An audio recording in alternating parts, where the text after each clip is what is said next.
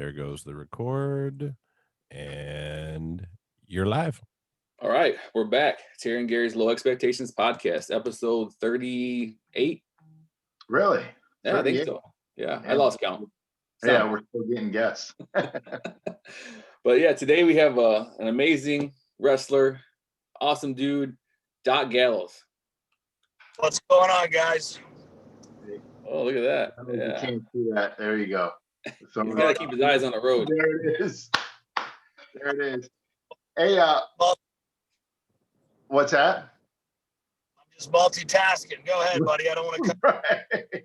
You know what? Last week I was driving because I couldn't coordinate my time and all that crap. And yeah, so now we got you driving. So I think every week we're going to have someone in the car driving somewhere. What happened? Yeah, there's just too much going on. I got to go on the road tomorrow for 12 days, so I had a bunch of errands. And oh, geez. Thank you guys for to doing ship this. and all kinds of stuff to get done today, so I'm just trying to get it all done before we head out. No, I really appreciate you doing this and stuff. And yeah, and obviously just to let everybody know, it's a hands-free device, so you're just talking and driving and paying attention to the roads. Unlike Gary just dials up his phone. He's all over the place, drinking his coffee, eating on the way to work. Yeah, so Staring with my knees, texting. Yeah, and he's got a manual transmission too, so he's shifting and all that stuff. Looking for bikers to clip. Yeah, he's wild and crazy. So yeah. Let me apologize first because Gary usually asks real dumb questions. Come on now. Who asked the dumb questions? I'm just kidding. I usually ask a dumb question. I guess last week I tuned in late because I was just everything right. So I asked her a question. I thought she said she was teaching now, but she was teaching her kids like the rest of America. Yeah. And Gary buried me. He's like, yeah, way to join in late. Yeah. Well, listen, as a host of the worst podcast ever, Talking Shop, dumb questions are always welcome. Right. Again, we're going to give you a run for your money on the worst podcast ever. Hey, go ahead, Gary. I know you got some questions. Did you share it and everything? I'm going to start sharing. Yeah, sure right now. But yeah, well, I want to talk to you about, you got released from WWE and then you decided to go to Impact over AEW, but ended up still wrestling for AEW, which is kind of cool. But what was the deciding factor in going into that? Well, there were a lot of factors going into that. I think that AEW probably had some reservations about Gallows and Anderson because in September of 2019, essentially they made us a very nice offer, and we probably made the wrong decision when we turned it down to go back to WWE, but it was purely a business decision. There was a lot of money on the line, and at the time we thought we were doing the best thing for our families. So I knew when I got released, because, I'd been released before, 10 years earlier, that I wasn't intimidated by that. I wanted to hit the ground running and make the biggest splash possible. And what was so attractive about Impact and, Terry and I's mutual friend, Scott D'Amore, who essentially now is our boss, was Impact opened up the door right away. Scott reached out to me less than 10 minutes after the news hit the internet. And he said, I don't know if you're ready to talk, but we want to talk. And I said, I am ready to talk. My partner, the Machine Gun, he'd never been through that before, but I was ready. I was prepared with what has to happen next. And the biggest thing for me was I wanted to build our brand, our Good Brothers brand, our Talking Shop brand, all that. And everything that we've come out with, since that April release, it was actually has become the biggest blessing in disguise that's ever happened to me in my entire career, because Impact basically said, look, you wear the Impact hat, we're going to wear your hat. So everything from our Talking Shop Mania pay-per-views to our Talking Shop podcast, to our outside licensing and merchandising deals like our whiskey, our bourbon, our wine, our beer. Impact has jumped on board like no other wrestling company I've ever worked for. They've agreed to help co-promote. They've dropped it into their TV show. They've basically allowed us to have product placement on everything that we're doing. And it's helping us in an era where I think that wrestlers, it's different than it was, 10, 20 years ago, where now you can build that brand, and that brand can be everlasting longer than your in-ring career is. And that was very important to me. I hope to have at least 10 good years left, but we never know. So I wanted to work on all these outside projects, and they've afforded us the opportunity to do it. And I couldn't be happier or more proud to be a member of Impact Wrestling. I've said this a lot in the media lately, but I'll say it again. If you're sleeping on Impact Wrestling, it's time to wake the fuck up. Yeah. Right. Well, hey, you said you want to get 10 more years. We run a little promotion up here in Monroe, Michigan. We need at least 15 years out of you. Yeah. Oh, bro, I got 20 for you. Good, good. Not trying to be selfish or anything, but we need at least 15. 20 we'll take, Hey, it's gonna be better than when you came down to Lariato Pro, my little promotion, and it was so cold we couldn't run the outdoor show, so you just ate at a restaurant and went home. Right. No, but I enjoyed hanging out with the guys and stuff and the fans. It's really good. But as far as you actually said, it was too cold outside and stuff like that, and starting to run shows and the talking shop, which you have ran a bunch of shows in the past. With the whole COVID and stuff, did that throw a big monkey wrench into the brand building, but you've got so much with the brand? Does the shows? It's not the biggest part of the brand, or not the biggest part of the brand, but like Terry, you and I have talked about this, when we weren't being recorded time and time again. I think we both came from independent wrestling. We both thoroughly enjoy independent wrestling. Part of my deal with Impact is my Lariato shows go on the Impact Plus app. So actually, I was okay with, listen, we'll slow down over the winter months. We'll work on our other projects and we'll get back to it as soon as the spring hits. Well, then, the COVID stuff in Georgia is crazy. The numbers go up and down. People's feelings, right or wrong, on it seem to change a lot. And we ran our first indoor show this past Saturday night in a socially distanced environment. People were wearing masks, but I mean, to be in front of, we sold every chair we were allowed to sell. We sold right at 400 chairs. And then they even allowed us with some extra spacing to sell some standalone tickets. And we had a great time. We had Eric Young from Impact Wrestling took on John Schuyler, who's working over with AEW right now. Machine Gun Carl Anderson and myself were on the card. Zicky Dice, who recently left the NWA. But it was fun to be in front of a live crowd again because, we thrive off of that. Right. It was awesome to see their excitement. And in the middle of the show, it went so well that we went ahead and announced the return date for February 27th down in Lyons, Georgia. So nice. Just hoping we keep it going, man. Yeah. No, is it in the same building or no? No, it's a different building in a different town. And what we're going to end up, because it went so well, is I'm actually have a call after this about possibly a bigger venue in the same town, just a mile or two away, just to keep everybody safe. And I'm glad that they're happy and they want to come. So, hopefully we double that number, but we need to be able to do it the safest way possible. Right, exactly. And that's every like autograph session I've done or the virtual stuff. You have some people come in, but you have people working there.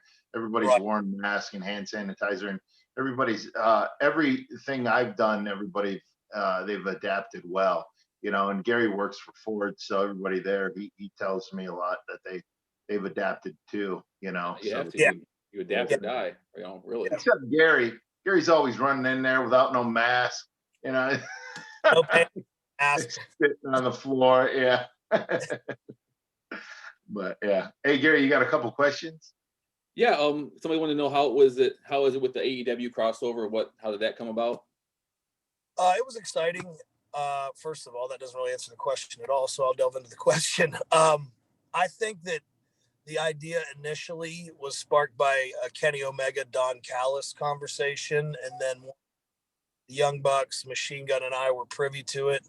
We were all on board and big advocates for it. I feel like, WWE never wanted to give you the reunion that people kind of, I think, wanted out of the Bullet Club stuff in Japan. And this is a large amount of us. When you look at Kenny Omega, you look at the Young Bucks, you look at the Good Brothers, for us to all be able to come together, in Impact and in AEW, it's been great. That moment when Kenny set foot in the Impact Zone for the first time, I think was huge. And then it worked out with the spacing to where people, I think, were kind of starting to figure that we weren't going to show up in AEW. So when we did, it made the surprise big. And I think that, no pun intended, we made a big impact and we got the wrestling world talking again. And that leads us into break, which is this Wednesday night, where Carl Anderson, myself, and Kenny Omega with Don Callis will take on Ray Phoenix, Pac, and John Moxley and do our favorite thing, beat up John Moxley. There it is. Make us all proud. No, but yeah, like a lot of people kept on asking me, and I'm like, I have no idea what's going on. And you see it, it continues to unfold, and it's exciting, and it's great for the wrestling fans, and it's great for the boys too. And you know, you never know how things will play out, but it's really exciting. And plus, you'll get talent, kind of like dream matches that normally you wouldn't have, because people. And that's one thing I like about Impact. They'll allow you to, you know, build a brand, because if you become more successful, you know, doing something else, it just helps them out too. It, You know, it's, so and they really help try to push you to build brands and stuff like that. So. yeah, I think I couldn't agree with you more on that. Right, It's been right. great so far, and I hope it continues, because, like you said, it's a good time to be a pro wrestler, and it's a good time to be a pro wrestling fan again. So it's nice to see some positives come out of the negative that's been this pandemic. But I think that maybe wrestling will come out better on the other side of this thing. Right. And you know, and getting back, you had mentioned WWE.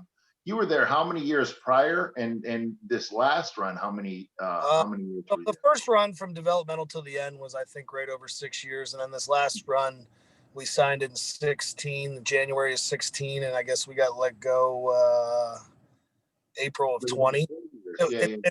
Yeah, it was weird. My last match in WWE was a WrestleMania co-main event. It was the Undertaker's last match. So you Right, don't figure leaving on that note, but as soon right. as we did, that was what spawned the idea for Talking Shopomania, which Terry, you've been a part of twice, and I appreciate that. It Mhm. was a brainchild of ours to spoof all the things we love about pro wrestling and create a pair.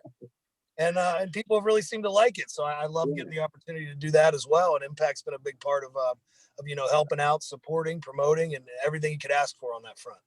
Yeah, and you know, and a lot of times, I'm sure you had really good experience and made really good money with WWE. Um, you know, the opportunities are different there than with Impact, and you know, Right. and men and women that work with AEW. But you know, like, you know, it's one of those things. It was never on your performance or any of the other guys. It's just this pandemic, and you know, in certain times like this, businesses have to, you know, they have to scale down some, unfortunately, you know. But it's one of those things where sometimes a negative is a huge positive. So it opens the doors to so many other things. And that's why both times, well, the one time I was released and the other time I just didn't resign because I seen the stuff with Impact and I really Right. liked it. And you know, I was blessed that they were thinking about it, but I probably would have been in the same situation a year later and not a lot of money Right. like you guys. Right. So, but the thing was, is, you know, it's, you know, I believe in God. We usually don't talk religion or politics on there, but I think we're all destined for a path, and we might not know it at the time, but then we see it, you know, once you get cooking and stuff like that. So, Couldn't agree more, man. And yeah, I'm glad that we got a great crew over there, and I do think it happens for a reason. And it's a fun locker room to be in. It's fun to have management that's approachable. It's fun to have your own input. Like, I mean, no one's handed me lines or scripts since I set foot in that place, and I love that, because I think that what helped Carl and I so much in Japan was being ourselves turned up. When mhm. you go to WWE sometimes, and it's just a different animal, and they hand you lines that aren't necessarily natural to you, and you're trying to sneak little things in, it comes off as a watered down version. So it's been fun and refreshing again to really get to be ourselves. And I think that, as you know, and we've talked about before, when the fans see you having fun and they know you're having fun in the ring and on the show and doing what you're doing, it's easier for them to have fun along with you and to really get into it and kind of dig it. And that's been very cool. Right. Now, what about Japan? Have you thought about going back to Japan or? Yeah, man, we have contracts sitting in our emails that we can't sign because they can't create any new visas. So until this pandemic stuff eases up, a lot the guys that had been there and had a visa in the previous year, they can renew. But guys like us who haven't had one since 2015 or whatever, Right, it depends on when the consulate will allow them to create new visas again. So right, we're trying right, a bit to get back to Japan. right. We miss it very much. Some of the most fun we ever had in our careers was over there. So I hope sooner rather than later, but just like everything else right now, we just have to wait and see how it all plays Right, out. right. You were saying that your last match in WWE was that the match with Undertaker and AJ Yep. Styles. I think it was more of a cinematic match. What do you think the future of cinematic matches in pro wrestling is going to be? I don't. Be really well.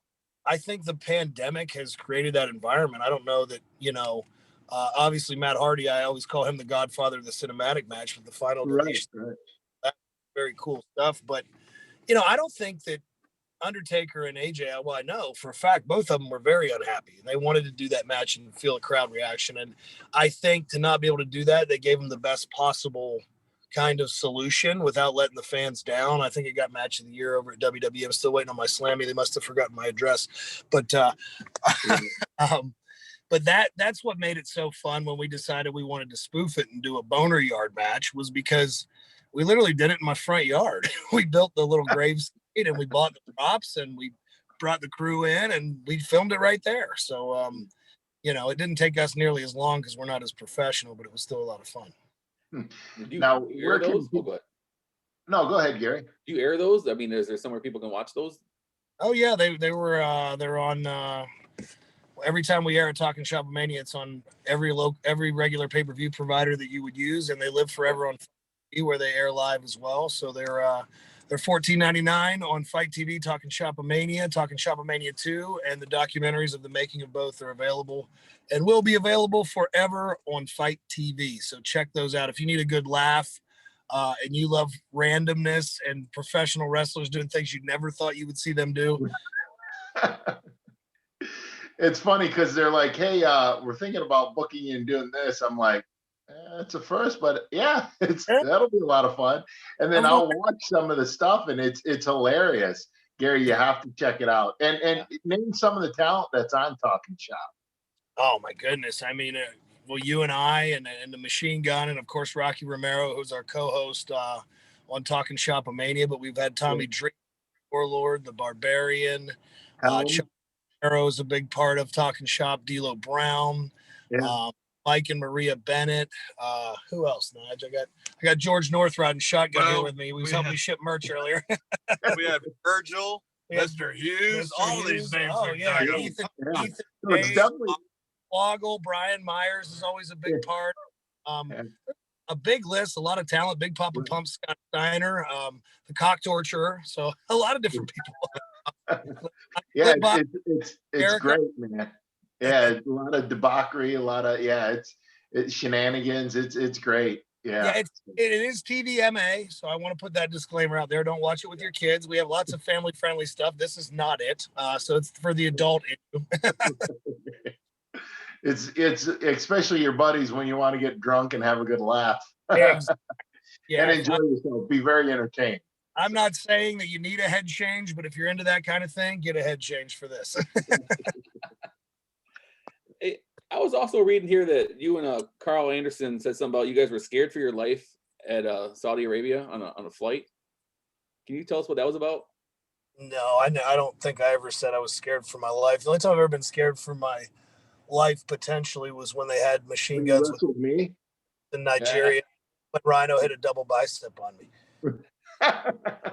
No, Saudi Arabia was a long time sitting on an airplane without any answers, and there's a ton of speculation and lawsuits that have been thrown out of court about what really went on, but it was just a long damn time to sit on a tarmac surrounded by military and then eventually put onto a bus, taken to a hotel, and losing about a day and a half that we'll never get back, and then eventually getting to fly back home to the States. So I was never scared. I was highly annoyed because at that point, you're not allowed to have alcohol until you leave Saudi airspace. So if they would have I forgot about that. Right.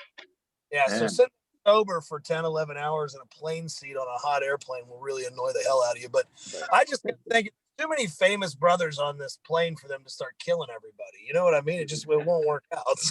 Right.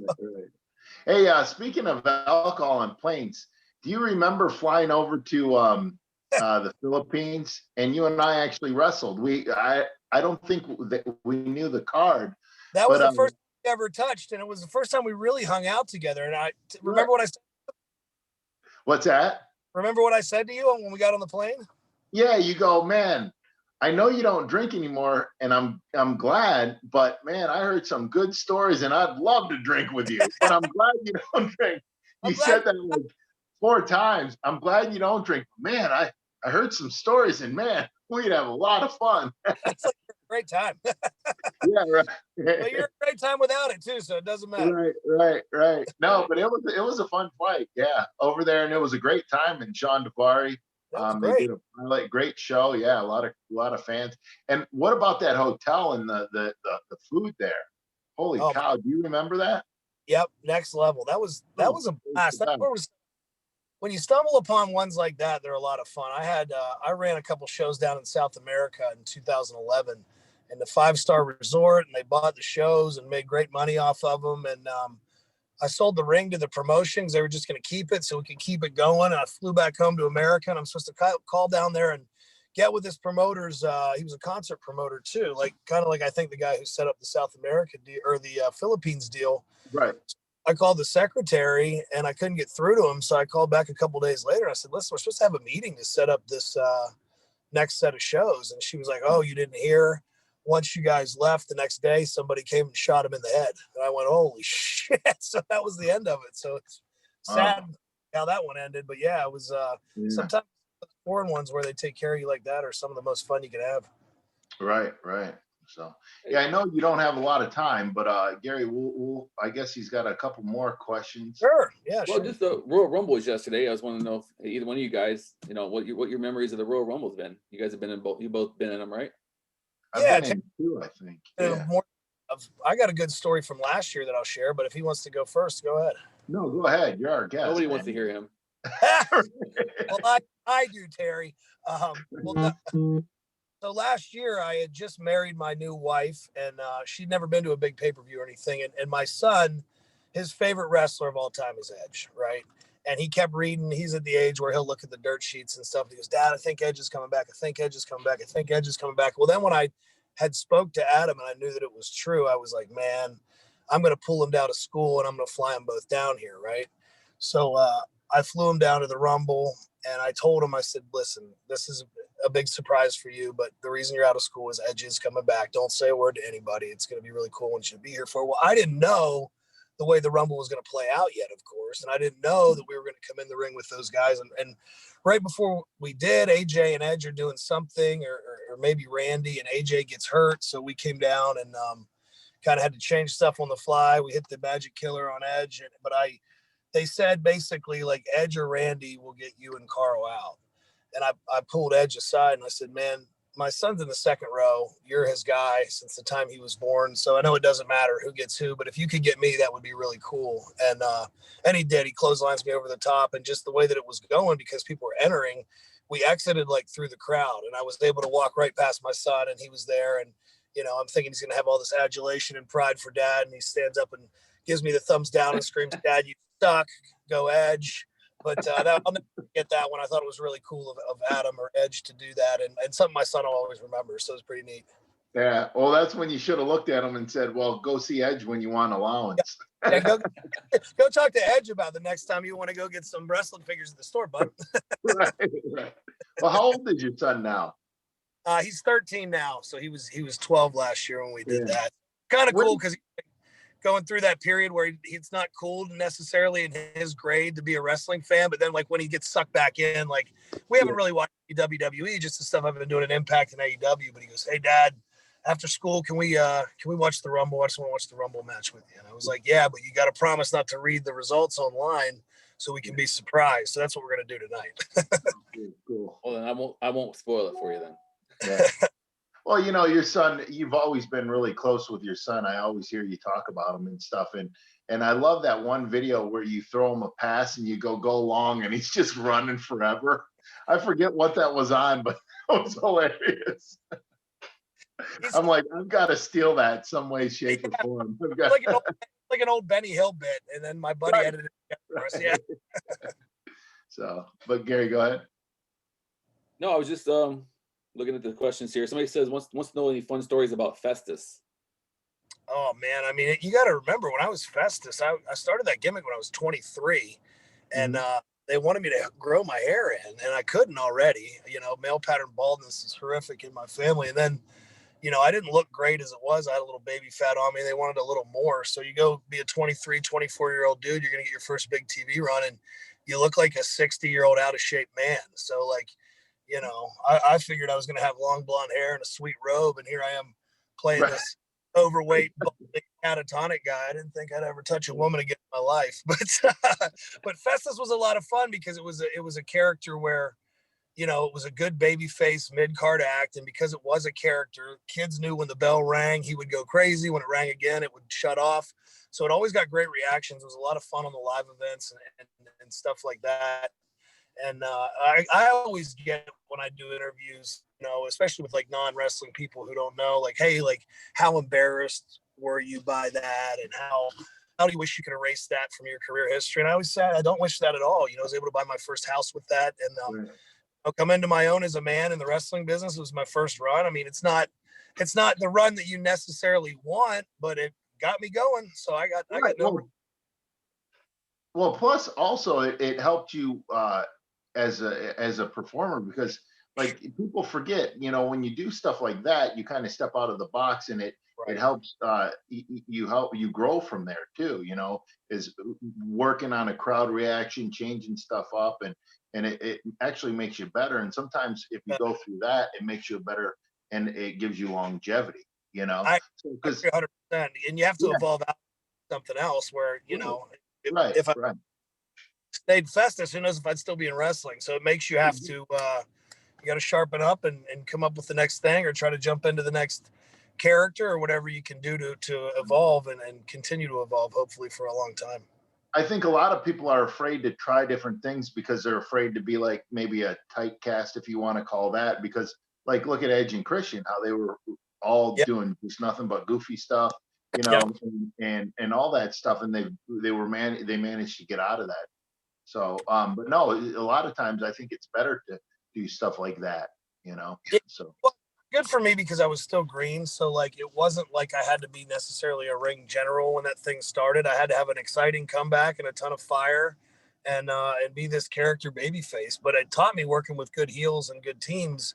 It helped me develop for after, like you're saying. So it was good for me all the way around. All right. So when can we see you beat up Rhino here again pretty soon? I'm staying away from him. I don't want to eat another gore like I did in the Philippines.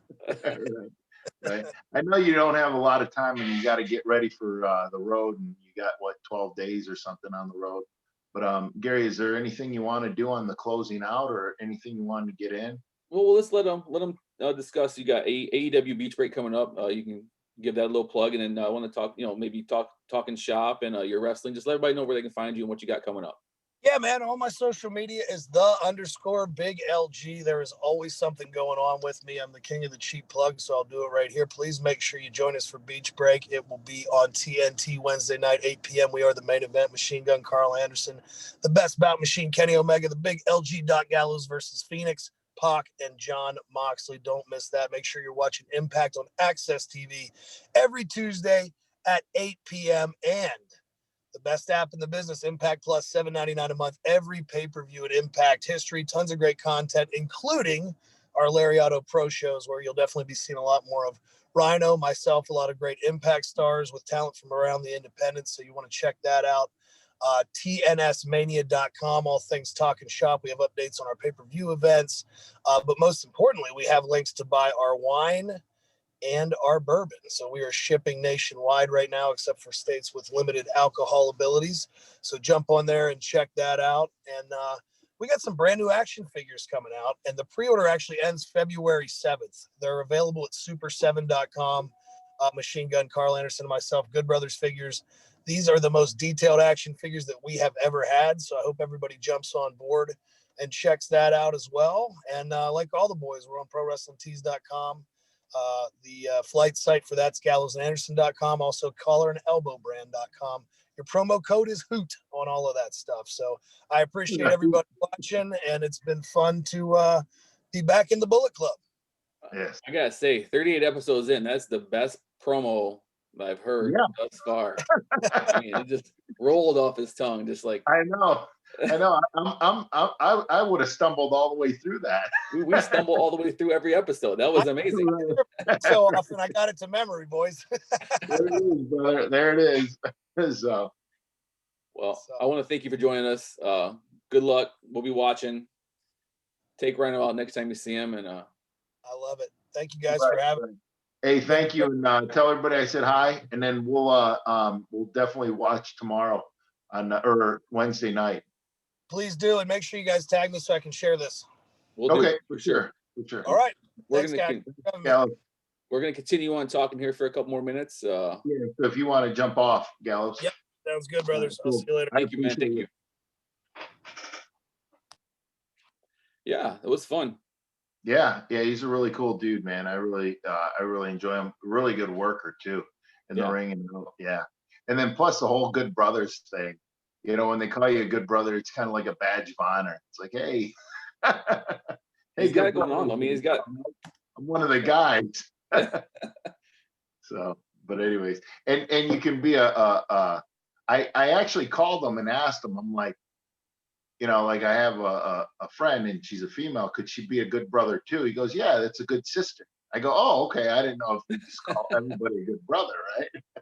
So no, that's a good sister. And then he, you know, like Nia Jax, I guess they were like all the boys were out and stuff, and she was out too. And yeah, and he goes, she's a good sister. I'm like, oh, cool. So, Did you watch the Royal Rumble? Did you? no, I was busy doing other things. Yeah. I won't quite say, but put it this way, I was preoccupied and I wasn't doing anything else. So, Gotcha. nothing else was on my mind. But yeah, it was good. It was good.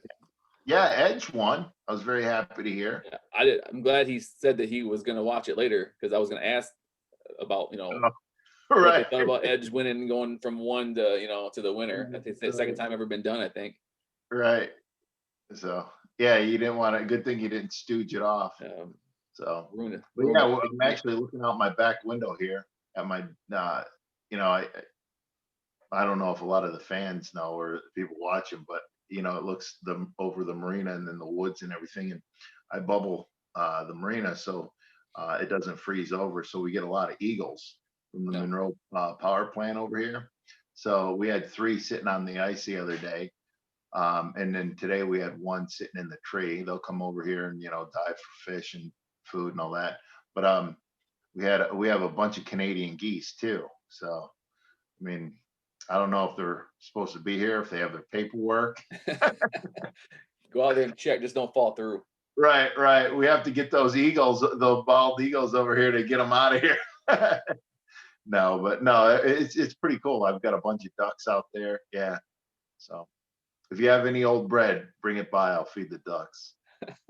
We should just have all day video from on your dock there.